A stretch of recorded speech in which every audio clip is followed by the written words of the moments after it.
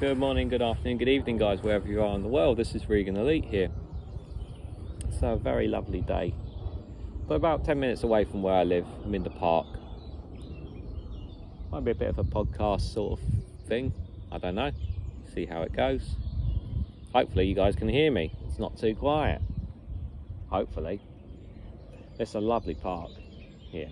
It's about roughly 8 o'clock in the morning or so. And so what do I want to talk about? Rather than reading off a news article and sharing my thoughts, I think I want to talk about generations a little bit. See, every generation is a bit different, isn't it? You know, we have a perception, each generation, of what we think is what's best for the future, for ourselves, or what they think for the next generation, to create a perception. And I feel like that the next generation has been suppressed in the UK, being denied in the UK of what they're truly allowed to think and believe. All the actions of the Conservative government over the last 13 years to try and change people's perceptions into what they believe is their perception. It's a dangerous thing. You know, kids should be allowed to be themselves, should be allowed to express themselves. You know, this whole idea that kids cannot say certain things. I mean, obviously swearing, obviously we want to stop them doing that. But one thing I've learned in my job is that some parents just do not give a damn. They don't give a damn. I've seen parents roaming around while swearing like it's completely normal for their 2, 3-year-old, 5-year-old, whatever child, and swearing around them, and they think it's okay. And it just baffles me. Something as small as that, and they don't think it's an issue. And I'm thinking, why? Why do you think it's okay? And you see, that gives them the child to think that it's okay to be like that. And there's young children these days, a lot more now than before, who are loudmouth swearing and whatnot because they're allowed to. Obviously, I'm sure in schools they probably don't allow it,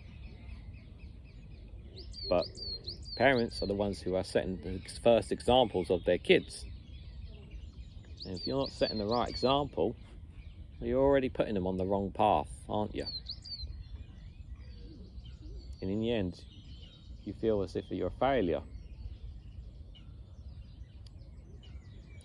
It's not right. No, I'm not a parent. I'd like to be one at some point in my life, but we have to be able to, we've got to raise them right. You know, there's many things that can shape a generation. It's how the parents or guardians raise them, how their education is raised, and what the government implements when it comes to the education of the children of the next generation. All these things play a factor. There are other factors, of course, absolutely, but I believe those 3 things are key factors when it comes to the children and their futures. You know, you heard the term all the time: education, education, education. Education is everything. There's absolutely no question.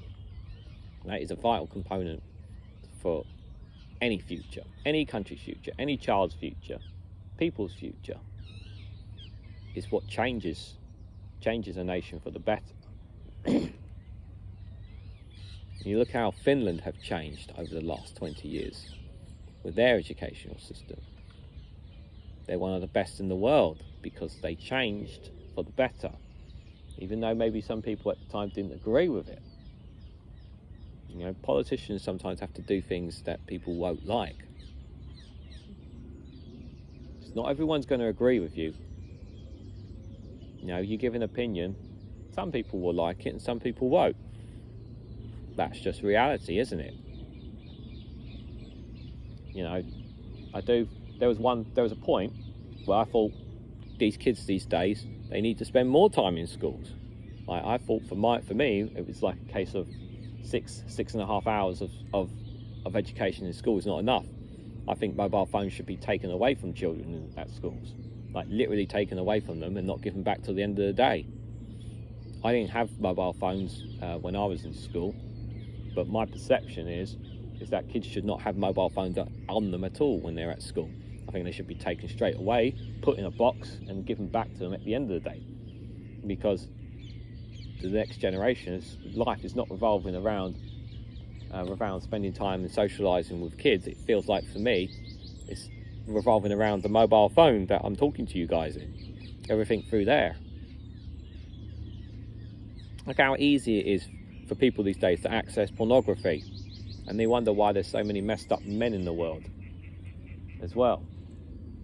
It's too easy. The internet's a wild, wild west. And yeah, there are restrictions for kids on there, but a smart enough child can get past it, bypass it, and get access to the wrong kind of stuff. And we're not talking just pornography. Talking about, seeing blood and war-torn violence and things that are pretty deep. And that kind of stuff at a young age can really affect the mind. Child's mind's like a bar of soap. And eventually, we are still learning as adults, but you take in more when you're younger. You take in more when you're younger. I do fear for the next generation, but at the same time, you have to be optimistic. Is it going to be perfect? No. Is it going to be bumpy? Yes. There's a great degree of anger, I feel, bubbling under the British public when it comes to the Conservative Party. Right wing, left wing, centre, doesn't matter. There's a great deal of anger. They feel they've been abandoned. A government's duty is to run the country, regardless of what their policies and manifestos or whatever are. There's a great deal of anger bubbling, and they want some kind of change. So what's going to happen? I don't know. Is it really that certain we're going to be a Labour government? Seems that way, but we don't know. One thing I do know is that we have to ensure that our children are given the best future possible. We have to show them what is right and wrong. You can't ram it down their throats. I don't think ramming things down their throats is the right way. But I am optimistic. I questioned whether or not I should even have kids in this country. I've had that question on my mind for the last couple of years. Like, I'm in a position where I'm not suffering because of what's happening. Certain things that's happened in my life has put me in the position where I am now, where I'm in a secure place, but I don't want to be where I am because it's not in my best interest. It's kind of a bit of a stagnation of where I am right now. But it's also because of the actions of the Conservative government and things that they've taken that I'm in the position where I am as well, not just fully because of me. What do you guys think about the future generations? What's your perceptions of them? Time changes, people's change. That's life, isn't it? When we get older, the perception is we become wiser. But sometimes we don't always know what we think we know what's best. When we say to these kids, back in my day. It is food for thought, guys, is what I would say. So let me know your food for thoughts in the comments down below. Generations.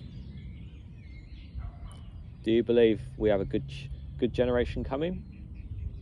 Are they going to know the rights and wrongs, whether it's here or even in the country you're in? And all of you listening are from the UK. in America? Do you honestly think that there's a future where one day there could be more gun controls? Could more be done to protect Africa? The war-torn violence that is always taking place, the climate change. Let me know what you guys think. Did I tell you it was a lovely day? I did tell you guys that. Wherever you guys do, have a lovely morning, afternoon, evening, wherever you are. The usual, like, share, subscribe. Now I'll catch you guys very, very soon.